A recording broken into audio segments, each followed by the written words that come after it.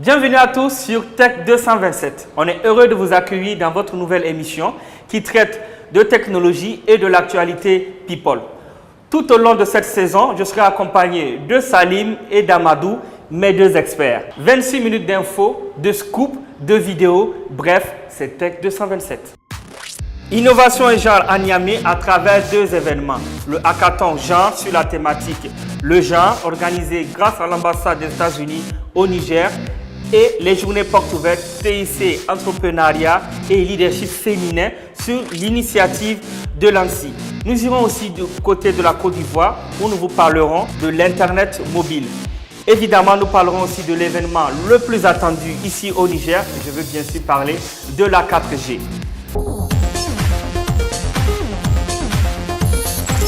Moins de 22% des femmes dans le secteur de TIC à travers le monde. Ce constat est tellement alarmant que l'Union internationale des télécommunications, l'UIT, a décidé d'instaurer la journée internationale de la jeune fille dans le secteur de TIC. Journée qui se tient chaque 4e jeudi du mois d'avril. Au Niger, l'ambassade des États-Unis a décidé de marquer le coup à travers un événement qui s'est déroulé du 26 au 28 avril 2019 au niveau de l'incubateur Oasis. Il s'agissait de l'hackathon genre. C'est un événement, soit national ou international, qui consiste à regrouper des personnes du genre technique, c'est-à-dire des personnes ayant des qualifications professionnelles liées au codage ou à tout ce qui est informatique, et qui ont pour objectif pendant un certain nombre de temps, soit 24 heures, soit 48 heures, soit 72 heures, de produire des applications pour répondre à des besoins spécifiques, soit qui sont du domaine de la santé, de la sécurité ou de la médecine, etc. Donc ça, c'est l'hackathon de façon générale. La particularité de cet événement, c'est qu'à la base, il y a eu une formation de 3 mois. Nous avons l'entreprise qui s'appelle Geowa Analytics, c'est une start-up qui a démarré il n'y a pas si longtemps. Et donc, elle a organisé une formation de 3 mois. Elle a présélectionné des femmes. Et ces femmes ont suivi des cours intensifs de codage pour les apprendre les techniques de codage et particulièrement le langage PHP en utilisant un framework Laravel. Et donc, après ces formations de 3 mois, on les a associées justement avec d'autres femmes de la place, plus également des personnes de renommée nationale, comme certains codeurs, comme certaines femmes qu'on va appeler des experts en genre. Et maintenant, ce mélange-là a permis de produire pendant 3 jours, de réfléchir sur des thématiques qui allaient répondre justement à des besoins spécifiques orientés vers la femme. Nous avons, à la fin de ce hackathon, pu déterminer 3 solutions majeures. Une qui était pour informer un peu la femme sur ses cycles menstruels. Il y a également eu une application qui visait justement à aider les jeunes filles qui ne partent plus à l'école. Donc il y avait une plateforme qui permettait d'avoir une visibilité sur toutes les filles qui n'allaient plus à l'école et de pouvoir proposer des services d'éducation au niveau de cette plateforme-là.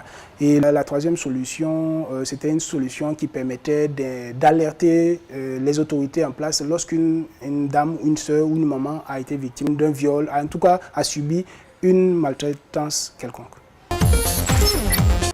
Toujours dans la même thématique du genre, un autre événement s'est déroulé ici dans notre capitale le 27 avril sur initiative de l'ANSSI. Il s'agissait des journées portes ouvertes avec le thème TIC Entrepreneuriat et Leadership féminin qui ont eu lieu au niveau de l'EST, l'École supérieure des télécommunications. L'Association mondiale des opérateurs de téléphonie mobile, GSMA, vient de publier son dernier classement. Tenez-vous bien, la Côte d'Ivoire arrive en première position en ce qui concerne la connectivité Internet. Sur les 14 pays que comptent les pays de la sous-région, la Côte d'Ivoire devance ainsi le Cap-Vert, le Ghana et même le Nigeria. Avec un indice de 45,7%, On estime aujourd'hui que la Côte d'Ivoire est le pays où il est le plus facile de se connecter à Internet grâce à la 3G ou à la 4G. Bonne nouvelle pour les utilisateurs de téléphones mobiles. L'opérateur de téléphonie mobile Airtel Niger vient d'annoncer le lancement prochain de la 4G.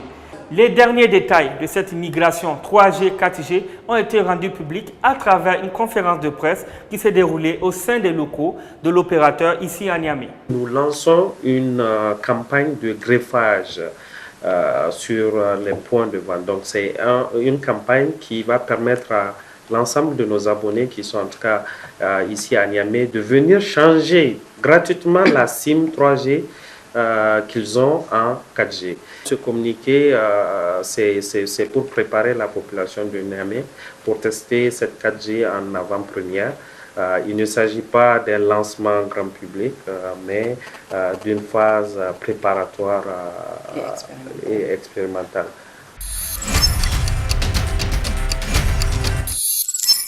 Cette semaine, Salim a testé et validé des applications rien que pour vous. On les découvre ensemble. Première application de la semaine, c'est Bip. Bip, pas comme Bip que vous connaissez, mais Bip, une application mobile 100% nigérienne développée par un jeune qui s'appelle Issa Issou. Bip est une application de commande de voiture en ligne pour des courses rapides et fiables. Bip propose 3 sortes de gamme de produits, à savoir taxi, standard et VIP. WeTransfer, ça vous dit quelque chose? Créé en 2009, WeTransfer est un service de transfert de fichiers. Cette application permet d'envoyer des fichiers jusqu'à 2 Go avec la version gratuite et 20 Go avec la version payante WeTransfer Plus. Et le téléchargement est garanti sur un délai d'1 semaine pour celui qui reçoit. Cette application est utilisée par les maisons de production et les agences publicitaires avec leurs clients. Vous êtes un maniaque de l'organisation de votre temps? Google Agenda fera sûrement votre affaire. C'est une application qui permet de partager les événements et votre agenda avec vos proches. L'application compte à son actif plus de 500 millions de téléchargements. Elle est disponible sur Play Store et App Store. Si vous êtes passionné de graphisme, vous ne savez pas utiliser Photoshop ou Illustrator, Canva fera sûrement l'affaire. Canva, c'est un outil de création graphique créé en 2012. Il utilise le format glisser-déposer. Il permet d'accéder à des millions de contenus et vous permet très facilement de créer des bannières web et sur les réseaux sociaux. Adresse utile sur le net, c'est avec Amadou et c'est tout de suite. Aujourd'hui au programme, bande dessinée Made in Africa et un youtubeur nigérien qui a débuté à l'âge de 14 ans. Nous débuterons avec le succès de Ismaël Salo, alias No Blagen. Lancée en janvier 2019, la plateforme No Studio est un blog de bande dessinée en ligne qui permet aux fans de bande dessinée de découvrir les merveilles de la BD africaine. Les BD présentes sur le blog ont pour premier objectif de faire découvrir les cultures africaines et de les partager au monde entier. Et c'est un pari visiblement gagné, puisqu'après son lancement, le 14 janvier dernier, la plateforme a enregistré plus de 5000 visiteurs après une seule semaine de mise en ligne et d'exploitation. Les œuvres les plus connues sont celles publiées sur les réseaux sociaux. On peut citer Yayin, la bande dessinée, publiée en 2016, qui relate l'histoire et les déboires d'un jeune Nigérien dans la capitale, et Le rêve du football africain, qui raconte l'histoire d'un adolescent partagé par sa passion de football et ses études en médecine. No Blagen est une tête bien pleine. L'artiste numérique a une licence en informatique de gestion et est consultant social media. Il est passionné de culture japonaise, de lecture, de musique et bien sûr de dessin. Allons maintenant sur YouTube. Si vous aimez le gaming, les vidéos de voyage ou les défis, alors la chaîne Tijka94 Gaming devrait vous intéresser. C'est la chaîne d'un jeune youtubeur nigérien, Tijani Kandine. Tijani a débuté à l'âge de 14 ans sur YouTube avec la création de sa chaîne qui compte aujourd'hui plusieurs abonnés et viewers. Sur la chaîne, qui vaut vraiment le détour, vous pourrez découvrir plusieurs genres de vidéos, vlogs, tutos, défis, podcasts ou des vidéos juste pour le fun. Bref, il s'éclate sur sa chaîne et le dit si bien, c'est son monde à lui. Je suis l'abonné Mystère, tu me connais pas, c'est la première fois que tu me vois. Ok, abonné Mystère, ok. La chaîne YouTube Tijka94 a été créée en 2014, mais c'est seulement en 2016 que Tijani Kandine a décidé de se lancer pour la première fois dans de la vidéo sur YouTube. Tijka94 a d'abord commencé par les vidéos avec les let's play sur Minecraft, un de ses jeux favoris. Puis en 2018, il a décidé d'élargir ses horizons en faisant des vidéos plus originales. Retrouvez des vlogs avec des thèmes originaux et assez instructifs qui vous font découvrir ses voyages, ses journées, son quotidien. Parfois, il se retrouve en duo ou en équipe élargie avec d'autres jeunes passionnés comme lui.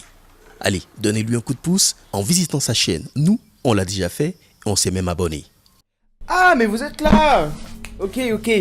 Abonnez-vous à ma chaîne aussi. Donc, bye.